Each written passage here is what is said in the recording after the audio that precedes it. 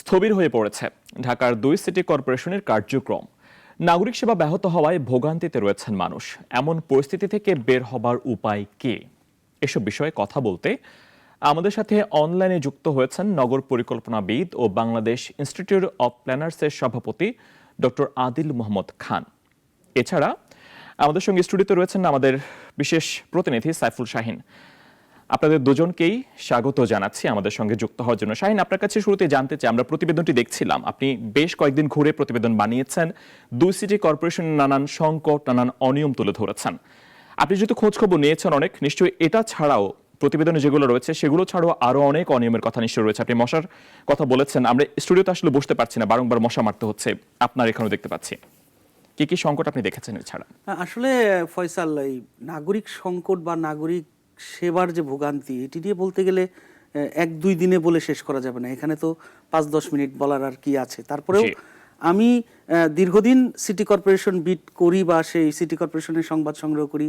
আমরা দীর্ঘদিন ধরেই নাগরিক সেবার যে মান সেটি নিয়ে কথা বলেছি, নাগরিক সেবা কিভাবে ব্যাহত হয় সেটি নিয়ে কথা বলেছি। তারপরেও কিন্তু যখন একটি এলাকায় আপনি দেখেন যে সিটি কর্পোরেশন বা স্থানীয় সরকারের ২ ধরনের সেবার কিন্তু একটা যদি আমরা ভাগ করি, একটি হচ্ছে একদম স্থানীয় পর্যায়ে যে কাউন্সিলর বা মেম্বার যারা থাকে বা তাদের কার্যালয়ের যে কাজগুলো থাকে, সাধারণ মানুষের বিভিন্ন জন্ম নিবন্ধন থেকে শুরু করে মৃত্যু নিবন্ধন বা নাগরিকত্ব সনদ, প্রত্যেকটা কাজে যে জিনিসগুলো লাগে সেটির একটি বিষয়।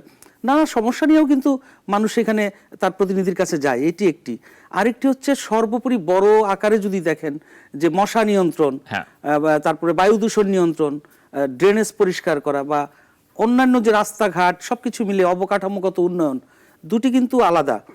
তো এখন হচ্ছে যে গত যে সময়টা ছিল, গত ১৫-১৬ বছর আমরা কিন্তু দেখেছি যে মেয়র ছিলেন, কাউন্সিলর ছিলেন।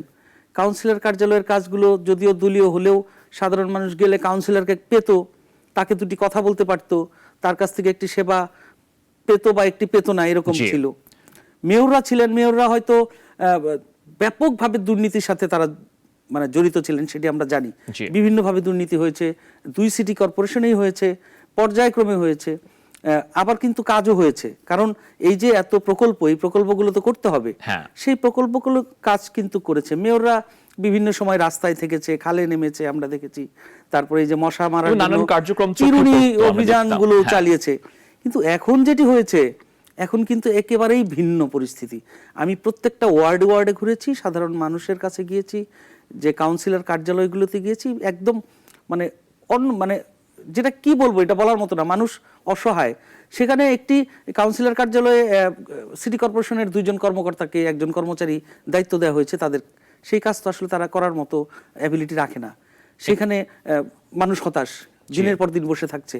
আর সার্বিক যে পরিস্থিতির কথা বললেন, এই যে মশার থেকে শুরু করে সড়ক উন্নয়ন বা বায়ু দূষণ, এই যে পানি ছিটানো নিয়মিত, কিছুদিন পর পরে বায়ু মানে ঢাকা একেবারে সর্বনিম্ন হয়ে যায়, সবচেয়ে খারাপ হয়।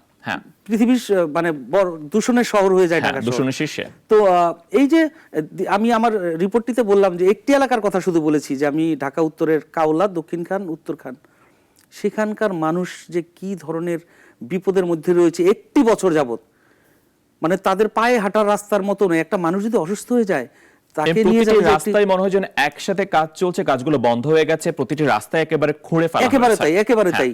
তো সবকিছু মিলিয়ে এখন সাধারণ মানুষ হতাশ, এবং সাধারণ মানুষ বারবার বলছে যে আমরা কার কাছে বলবো, করার কিছুই নেই। মানে একটা পর্যায়ে গিয়ে বলে না মানুষ যে আমরা আসলে আর হতাশার চূড়ান্ত পর্যায়ে চলে গেছে।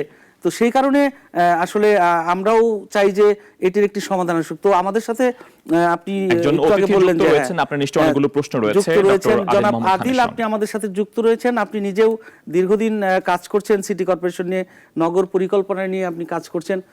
এই যে আমি আপনার কাছে জানতে চাই, যখন ২ সিটিতে মেয়র ছিলেন, তখন তো আমরা যেটি আরো কিছু রিপোর্টে আমরা দেখেছি যে গত ৪ অর্থ বছরে প্রায় ৩,০০০ কোটি টাকার বেশি টাকার দুর্নীতি হয়েছে এই সিটি কর্পোরেশনে।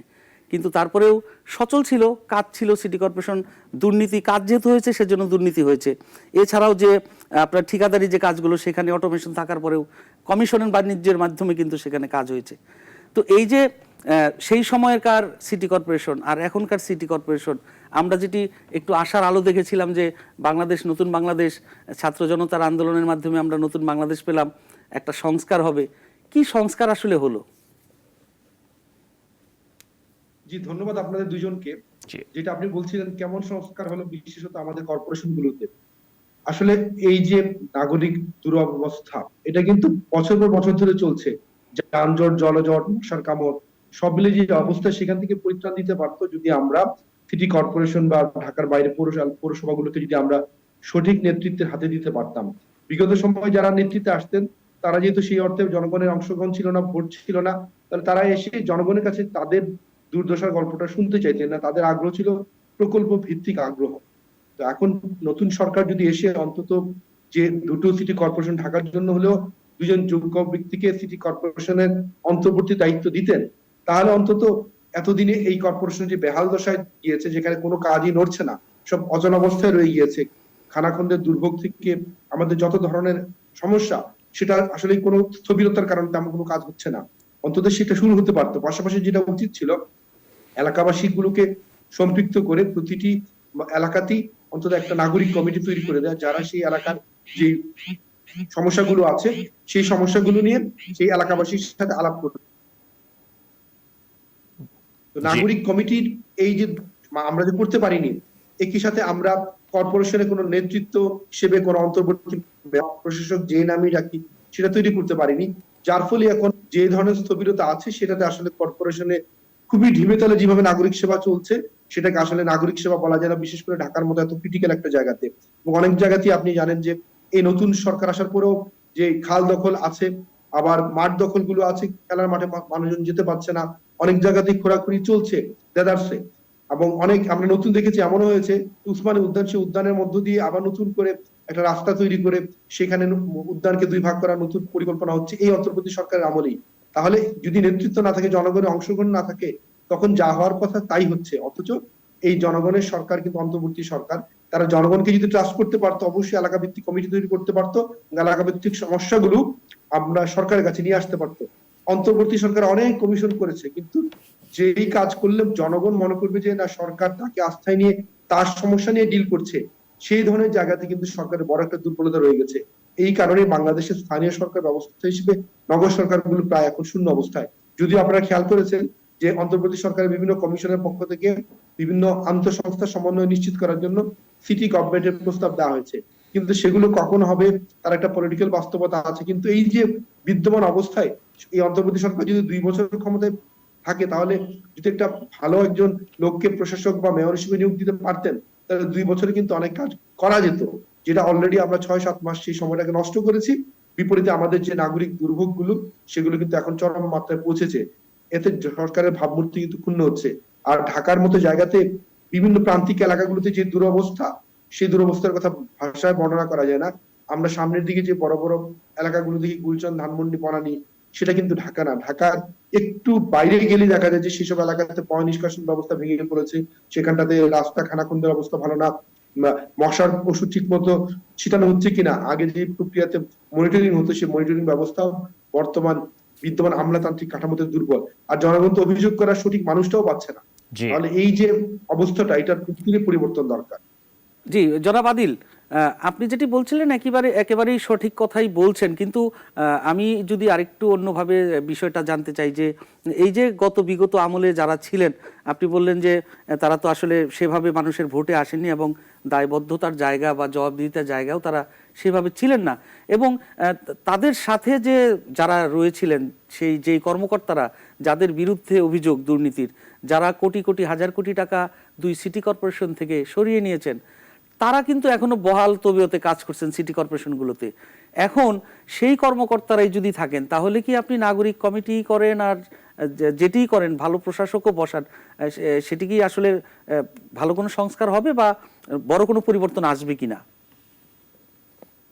আপনি অত্যন্ত যৌক্তিক একটা আলাপ শুরু করেছেন। আলাপটা এই কারণে গুরুত্বপূর্ণ যে গত সরকারের আমলে যে আমলাতান্ত্রিক কাঠামো ছিল, কর্মকর্তারা ছিলেন, তারাই কিন্তু দুর্নীতি বলেন যে প্রকল্পগুলো প্রয়োজনহীন সেই প্রকল্পগুলো নিয়ে এসেছেন এবং তারা একটা বলয় তৈরি করেছিলেন। এবং শুধুমাত্র আপনি একজন বা দুইজন লোককে সরিয়ে দিয়ে যে আপনি বড় ধরনের পরিবর্তন সেটা সম্ভব না বিদ্যমান কাঠামোতে। সেজন্যই একটা হচ্ছে যে মেয়র বা প্রশাসক যে নামই তাকে দেয়া, পাশাপাশি নাগরিক কমিটি তৈরি করা, কিন্তু তারাও কাজ করতে পারবে না যদি আমলাতান্ত্রিক সেই সেট আপটাই থাকে। তাহলে শুধুমাত্র পরিবর্তন করার জন্য পরিবর্তন না, বরঞ্চ আমি মনে করি বিগত সময় যত বড় বড় প্রকল্প হয়েছে সেই প্রকল্পের সাথে এই ধরনের আমলাদের অনেকের যোগ সাজস পাওয়া যাবে। তাহলে একটা রাষ্ট্র যদি আইনের শাসন প্রতিষ্ঠা করতে চান, যে কোনো দুর্নীতির নির্মূল তদন্ত দরকার, সেই তদন্তের মাধ্যমে বেরিয়ে আসবে কোন কোন আমলারা বা কোন কোন কর্মকর্তারা এই ধরনের দুর্নীতি এবং অব্যবস্থাপনার সাথে সরাসরি জড়িত ছিল। তাদেরকে অবশ্যই আইনের আওতায় এনে আপনার দৃষ্টান্তমূলক শাস্তি নিশ্চিত না করতে পারলে আমরা যে রাষ্ট্রীয় সংস্কারের কথা বলছি কর্পোরেশন বা নগর ব্যবস্থায়, সেই সংস্কারটা হবে না। কিন্তু সারা বাংলাদেশে যেটা হয়েছে, কোন ধরনের আমলাদেরকে সেভাবে কিন্তু আইনের আওতায় নেওয়া হয়নি। যেহেতু নেওয়া হয়নি, সেই জন্য সিটি কর্পোরেশনের আমলারাও তার সেই প্রক্রিয়ার বাইরে আছেন। সব আমলারাই যে দুর্নীতিগ্রস্ত ছিলেন এমন না, কিন্তু দেখা যাবে যে অনেকেই এই ধরনের প্রক্রিয়ার সাথে নিজেরা দুর্নীতি করেছেন, তখন তৎকালীন মেয়র বা অন্য যারা ছিলেন তাদের দুর্নীতির সহায়তা করেছেন, যার ফলে এই বলয়টা তৈরি হয়েছে।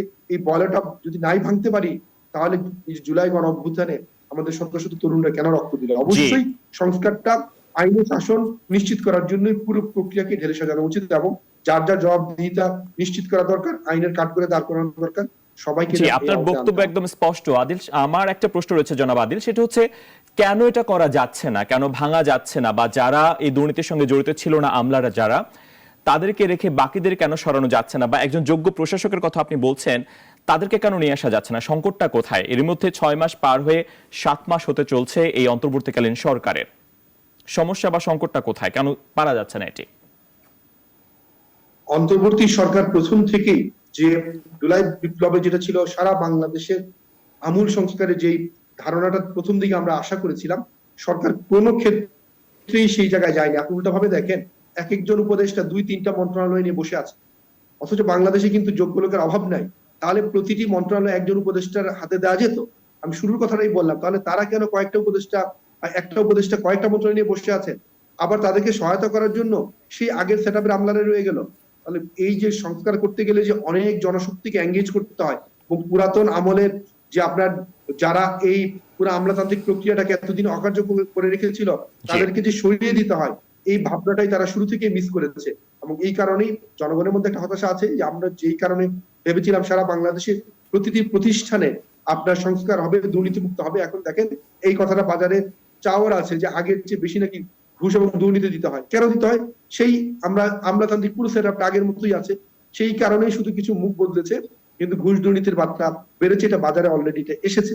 তাহলে অবশ্যই আপনি সৎ লোক, বাংলাদেশে প্রচুর সৎ লোক আছে, ভালো লোক আছেন, এবং তাদেরকে যদি এঙ্গেজ করতে পারতেন, তাহলে এই আমলাতান্ত্রিক লোকদেরকে সরাতে পারতেন। একটা বড় লেয়ারকে সরিয়ে ফেলা দরকার ছিল, কেননা পৃথিবীর কোন সংস্কার বিদ্যমান কাঠামোকে ঠিক আগের জায়গাতে রেখে পৃথিবীর কোন সংস্কার হয় না। অবশ্যই বড় আকারে প্রতিটি অফিসে, সিটি কর্পোরেশন থেকে শুরু করে পুলিশ, অ্যাডমিন বা সব জায়গাতে একটা বড় ধাক্কা দরকার ছিল। সেই বড় ধাক্কাটা একদমই আসেনি। জাস্ট শুধুমাত্র কয়েকজন উপদেষ্টা এসেছেন, তাও তারা কয়েকটা মন্ত্রণালয় নিয়ে বসে আছেন। এইভাবে করে জুলাই বিপ্লবের যে স্পিরিটটা ছিল, সেই স্পিরিটটা অনেকটুকু নস্যাৎ হয়েছে। এখনো সময় আছে, যদি বিদ্যমান সরকার এখনো যদি চিন্তা করেন যে আমরা অনেক জনশক্তিকে দেশ গঠনের কাজে লাগাবো, এবং একই সাথে যেই বলয়টা, যেই নেটওয়ার্কটা আমাদের দেশকে অনেক পিছিয়ে দিয়েছে, তাদেরকে শুধু চাকরি থেকে অব্যাহতি না, তাদেরকে বরঞ্চ আইনের কাঠগড়ায় নিয়ে আসা, তাহলে বাংলাদেশের সংস্কারের শুরুটা সম্ভব। তাহলে দেখা যাবে সামনে একটা নির্বাচন আসবে, সেই আগের প্রক্রিয়াতে আবার বাংলাদেশে আগের চক্রে চলে যাবে।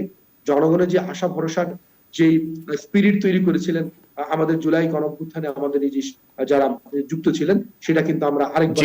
জনাব আদিল, সবশেষ আমি আরেকটি বিষয়ে শেষ জানতে চাই যে এই যে সিটি কর্পোরেশনগুলো যখন কাজ করে, এর আগেও আমরা দেখেছি যে তারা বিভিন্ন প্রজেক্টে বা বিভিন্ন প্রকল্পে বিভিন্ন, বিশেষ করে যে খালগুলো নিয়ে যে জটিলতা ছিল বা অন্যান্য সবকিছুতে প্ল্যানে নগর পরিকল্পনাবিদদের একটা বডি তৈরি করে বা তাদেরকে একটা তাদের সহযোগিতা নিয়ে কিন্তু কাজগুলো করে। যখন এই 5 তারিখের পরে যে প্রশাসক বসলেন এবং নতুন করে তারা কিন্তু সিটি কর্পোরেশন চালানোর মতো কোনো যোগ্যতা সম্পন্ন ব্যক্তি নয়, এবং তারা কি কখনো এরকম, আপনারা যারা নগর পরিকল্পনাবিদ রয়েছেন আপনাদেরকে কখনো ডেকেছে বা আপনাদেরকে নিয়ে কোনো পরিকল্পনা করতে চেয়েছে কিনা, বা নগর পরিকল্পনাবিদ হিসেবে আসলে আপনারা বিষয়টাকে কিভাবে দেখছেন? 5ই আগস্টের পরে নগর পরিকল্পনাবিদদের নিয়ে যে সারা বাংলাদেশের নগর পরিকল্পনা উন্নয়ন ব্যবস্থাপনার যে সংস্কারের প্রয়োজন ছিল, আপনি খেয়াল করলে দেখবেন পরিকল্পনাবিদদের তেমন কোনো সেভাবে অন্তর্ভুক্তই করা হয়নি। ও না করাতে এত সংস্কার কমিশন হলো, পরিকল্পনা কমিশন, আপনার যে কমিশনের মাধ্যমে বাংলাদেশে যে জি। বিশেষ করে পরিকল্পনা এবং প্রকল্প নামে যে দুর্নীতি হয়েছে সেটা কিন্তু উদ্ঘাটন করার কোনো সুযোগ নেই। বরঞ্চ দেখা গিয়েছে অন্য কমিশন তার কাজের বাইরে গিয়ে দুই একটা কাজ করে এই যে প্রকল্প ভিত্তিক যে দুর্নীতির কয়েকটা কথা নিয়ে এসেছে। কিন্তু সারা পৃথিবীতেই নগর পরিকল্পনা ছাড়া, দেশের স্পেশাল প্ল্যানিং ছাড়া কিন্তু দেশের উন্নয়ন হয় না। এটা দুর্ভাগ্যজনক যে অন্তর্বর্তী সরকার বাংলাদেশে যে পরিকল্পনাবিদরা কাজ করেন তাদের শক্তিটাকে ব্যবহার তো করতেই পারেনি, বরঞ্চ নগরের ডিরেক্ট যে স্টেক হোল্ডার যে আমাদের সিটি কর্পোরেশন, তারাও পর্যন্ত কিন্তু নগর পরিকল্পনাবিদদের নিয়ে একটা বৈঠকও করেনি।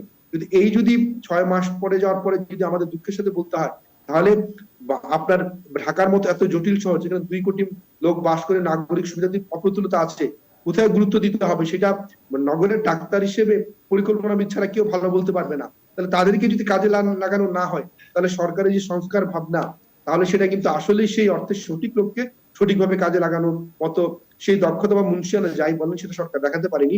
কিন্তু আমরা অপেক্ষা করছি সরকার যদি ডাক দেন আমরা আসবো। সেই জায়গায় একটি বড় ঘাটতি রয়েছে, আমরাও সেটি অনুভব করছি যে একটা বড় ঘাটতি রয়েছে, যে জায়গাতে সরকারের আরো দৃষ্টি দেওয়া উচিত। জি, ডক্টর আদিল মোহাম্মদ খান, অনেক ধন্যবাদ আপনাকে আমাদের সঙ্গে যুক্ত হওয়ার জন্য। 250-টিরও বেশি ডিজাইন অপশন নিয়ে ওয়ালটন স্মার্ট ফ্রিজ, বোঝে আপনার প্রয়োজন।